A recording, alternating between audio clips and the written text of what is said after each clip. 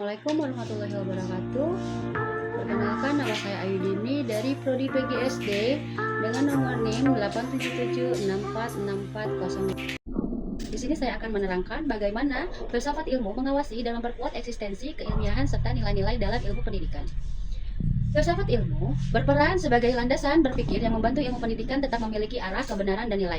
Melalui kajian ontologi, epistemologi, dan aksiologi, filsafat ilmu mengawasi sekaligus memperkuat eksistensi, keilmiahan, serta nilai-nilai dalam pendidikan. Yang pertama, mengawasi dan memperkuat eksistensi ilmu pendidikan atau disebut dengan ontologi. Filsafat ilmu membantu menjelaskan hakikat pendidikan, apa itu pendidikan, siapa objeknya, dan apa tujuan utamanya. Dengan adanya kajian ontologi, ilmu pendidikan tidak hanya dipandang sebagai kegiatan mengajar, tetapi sebagai proses membentuk manusia secara utuh, baik intelektual, moral, sosial, maupun emosional. Karena itu, filsafat ilmu menjaga agar pendidikan tetap memiliki identitas dan tujuan yang jelas, yaitu mengembangkan potensi manusia dan membentuk karakter peserta didik. Yang kedua, mengawasi dan memperkuat keilmiahan pendidikan atau epistemologi. Filsafat ilmu memastikan bahwa ilmu pendidikan dikembangkan melalui cara berpikir ilmiah. Artinya, teori dan praktek pendidikan harus didasarkan pada penelitian, pengamatan, pengalaman, dan metode yang dapat dipertanggungjawabkan. Ya, dalam hal ini, filsafat ilmu mengkritisi kebenaran suatu teori pendidikan, menilai keabsahan metode penelitian, memastikan proses pembelajaran memiliki dasar ilmiah, serta mendorong guru dan peneliti berpikir logis, sistematis, dan objektif. Dengan demikian, pendidikan tidak berjalan berdasarkan asumsi atau kebiasaan semata, tetapi berdasarkan ilmu yang teruji. Sudah?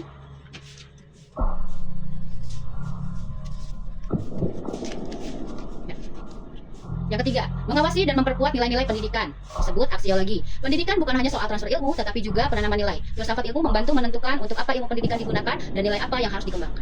Melalui aksiologi, pendidikan diarahkan agar membentuk akhlak dan karakter, menanamkan tanggung jawab sosial, menghargai kemanusiaan, serta menciptakan peserta didik yang bermanfaat bagi masyarakat. Filsafat ilmu juga mengikatkan bahwa perkembangan ilmu dan teknologi dalam pendidikan harus tetap memperhatikan etika dan moral. Kesimpulannya, filsafat ilmu menjadi pengawas sekaligus penguat ilmu pendidikan karena menjaga hakikat dan tujuan pendidikan, memastikan pendidikan bersifat ilmiah dan rasional, serta mengarahkan pendidikan agar tetap berlandaskan nilai moral dan kemanusiaan. Tanpa filsafat ilmu, pendidikan dapat kehilangan arah, keilmiahan, dan nilai-nilai yang menjadi dasar pembentukan manusia.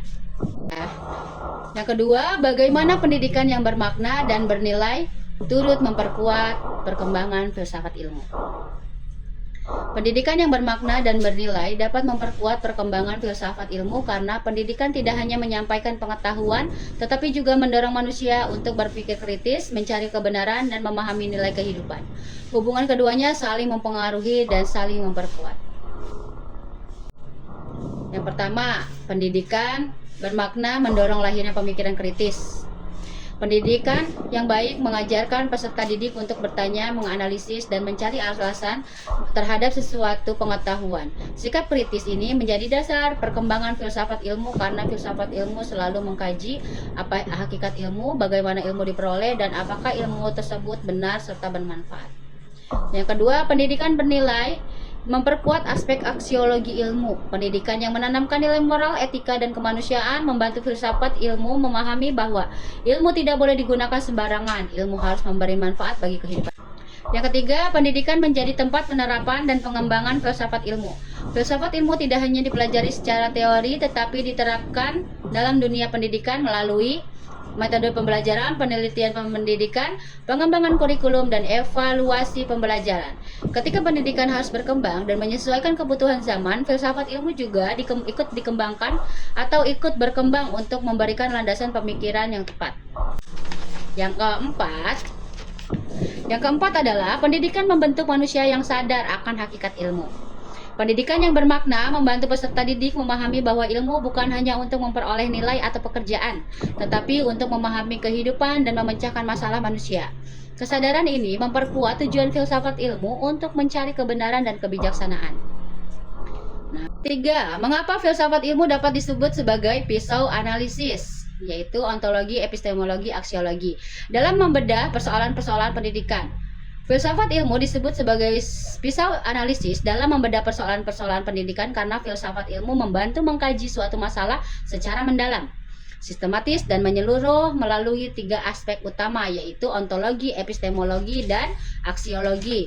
Ketiga aspek ini menjadi alat untuk memahami hakikat, cara memperoleh pengetahuan, serta nilai dan tujuan pendidikan.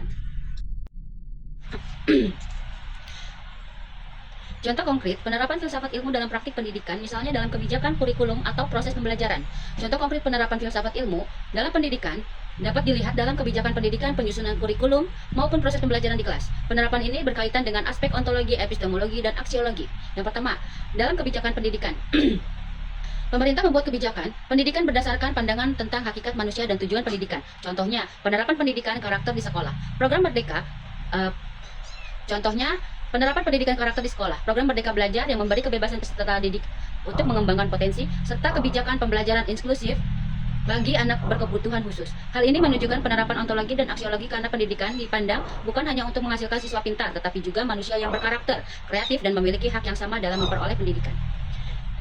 Yang kedua, dalam kurikulum. Penyusunan kurikulum dilakukan berdasarkan kajian ilmiah tentang kebutuhan peserta didik dan perkembangan zaman.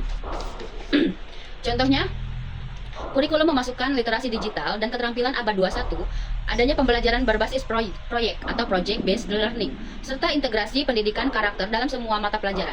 Ini merupakan penerapan epistemologi karena kurikulum disusun berdasarkan penelitian dan teori pendidikan, serta aksiologi karena kurikulum diarahkan untuk memberi manfaat nyata bagi kehidupan siswa. Yang ketiga, dalam proses pembelajaran. Guru menerapkan metode pembelajaran yang sesuai dengan perkembangan peserta didik dan tujuan pendidikan. Contohnya, guru menggunakan diskusi kelompok agar siswa aktif berpikir kritis. Penggunaan media pembelajaran interaktif untuk meningkatkan pemahaman, serta pembelajaran kontekstual yang mengaitkan materi dengan kehidupan sehari-hari. Penerapan ini menunjukkan epistemologi karena proses belajar dilakukan dengan metode ilmiah dan strategi yang efektif. Yang keempat, dalam evaluasi pembelajaran, penilaian tidak hanya berfokus pada nilai ujian, tetapi juga sikap dan keterampilan siswa. Contohnya, penilaian proyek, observasi sikap, portofolio, dan penilaian praktik. Hal ini mencerminkan aksiologi karena pendidikan menilai perkembangan peserta.